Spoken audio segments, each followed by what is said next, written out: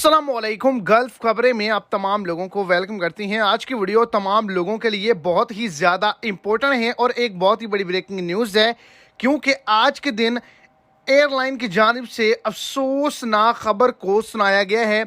आज के दिन एक फ़्लाइट जो है उसका अफसोसनाक हादसा हुआ है, जिसके नतीजे में 210 अफराद जो हैं वो जान की बाजी हार चुके हैं।